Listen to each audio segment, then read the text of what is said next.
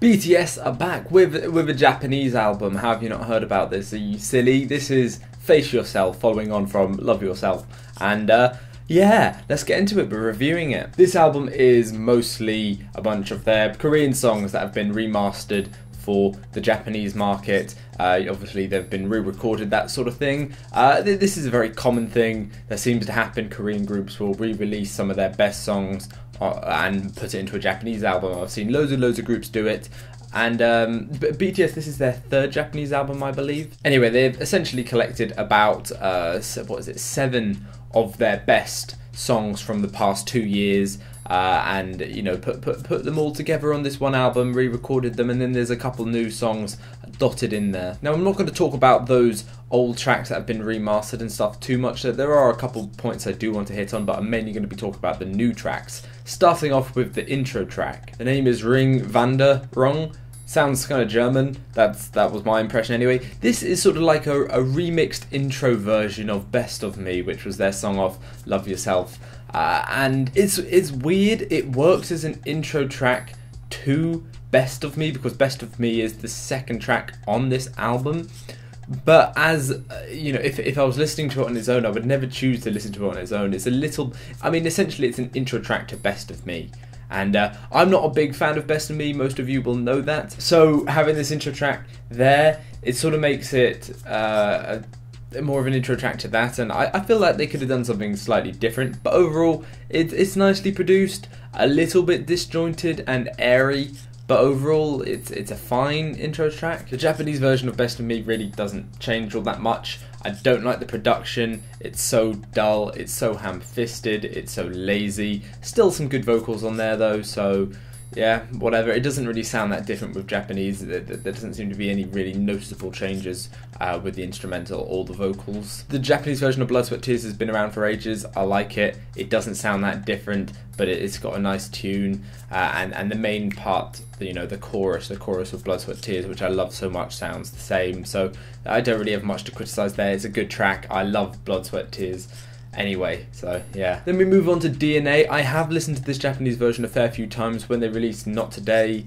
and Krystal Snow, I listened to it a fair bit, and it sounds better, this Japanese version, than I think the Korean version does. I'm not entirely sure. I can't even pinpoint it. I just think the structure with the words sounds a little bit better, and you know, they've revamped the delivery, so a couple of them deliver their lines better, especially the vocals. Then there's Not Today. I'm a little bit surprised that they sort of put this on this album, but then I guess, you know, it's one of their title songs and they haven't put it on a Japanese album yet. So yeah, I mean, it makes sense that they put it on here, but Not Today, when I first heard it, I really liked it, but it did almost the opposite of what some songs do. It went down in my estimations. I don't like it as much now. I find the production over the top, and that doesn't really change here. However, one of the things that used to annoy me about the original Korean version is when Rapmon came in with some of his lines, it sounded very breathy and out of place and very deep into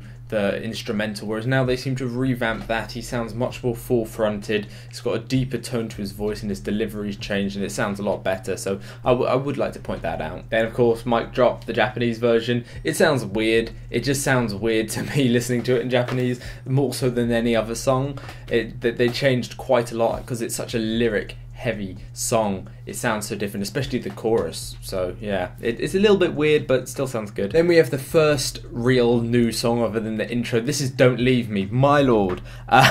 This is such a heavy track, especially following on from Mic Drop and Not Today. It's just one banger and after another, and it's just a bit intense.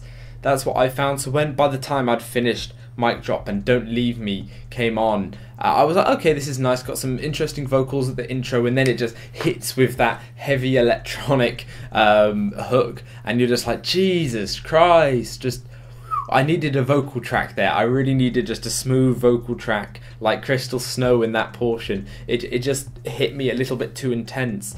You know, when your album structure is DNA, Not Today, Mic Drop, and then Don't Leave Me, you're a little bit, there's too much going on in the instrumentals, and it's overboard, actually. I think there's no cohesion to the actual album. However, overall, it's a decently produced song. Listening to it standalone, there's some decent vocals. All the members do a decent job on there, but for me, it just sounds like they're doing the same thing over and over at this point. This is, you know, what BTS have now been doing for a while. It's this sort of electronic rap style instrumental, and I liked it to begin with, but now they've been doing it for quite a while. Love Yourself Her was a little bit of a break from that. You know, they did some different tracks like Dimple and Pied Piper, but they were such throwaway tracks anyway. They didn't even make it on here. They really weren't very interesting. So they keep on going back to this same style, and I wish they'd try something different. I want them to do some boom bap type things, or you know, try a different style of hip hop. I know it doesn't necessarily work with their vocalists, but I'm just getting a little bit sick of this electronic style personally. Then we have Go Go, which was one of my favourite songs off the Love Yourself Her album. It sounds just as good with the Japanese. The production is so good, and everybody knows my opinion on this surely, because I feel like I've reviewed it so many times. And then we have Krystal Snow. Yes, this is such a good song. The vocals on this are just incredible. It's tuneful, melodic. It's so nicely structured. Sonically, it's so pleasing to the ear, just naturally. This is my favourite of their new tracks. It has been out for a while now. I'm pretty sure it came out last November or December, something like that. But it's a very, very good song. I love it a lot. And that instrumental, it's simple, but at the same time so deeply layered and complex. I really, really like how they put this song together. I don't know who did the production. I imagine it was, you know, P-Dog. He usually does most of the production on their albums. And it's really good. I always have to give a round of applause at the end of an album, end of a BTS album, to P-Dog and, you know, Bang PD and stuff, because they always do a great job on the production and the structuring, that sort of thing. Then we have Spring Day, the Japanese version. Spring Day is a glorious song, and it sounds just as good here. I do think some of the vocals sound a little bit funny with the Japanese language. Could be due to the changeover in languages between the boys. It does just sound a little bit funny, some of the vocals. It's sort of trying to elongate these words that shouldn't necessarily be elongated. I don't really know what it is, but it just does sound a little bit funny, but it's still a good track. I do enjoy it, but I would prefer to listen to the Korean version overall. And now we end with two new tracks. This is Let Go and the outro Crack. These sort of follow on from each other fairly nicely. I think they're alright overall, especially the outro, which was it was a nice little break from the intensity of this album, which I think was a little bit too much. That's the issue with choosing all their title tracks. So many of BTS's title tracks are these really intense banger type songs, and when you put them all on one album, it's a little bit too much. There's too much electronic, there's too much going on. You know, so some of the best BTS songs are these songs, but when you put them all on an album, you're just a little bit worn out. You know, I really like heavy music. I love, you know, heavy boombastic beats, but not these electronic beats, and they just get a little bit redundant and messy by the end of the album. So the outro works incredibly well. It moves you away from this sound, and it's a little bit calming. And now I guess I should just talk about Let Go. I have very mixed feelings about this song. It's got this airy, brushy instrumental with these very simple rattle drums, and then some piercing synthesizers, some superb vocals during the chorus from Jimin.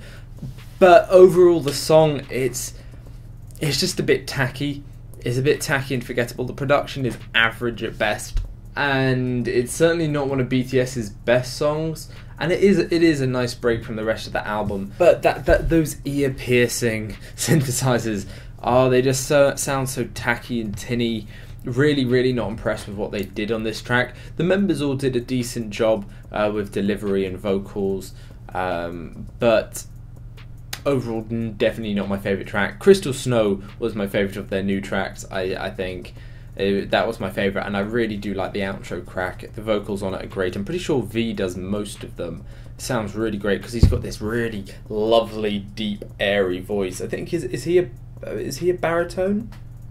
I don't remember, or I know he always sings on a different level to the other members of BTS, and he always does really, really well.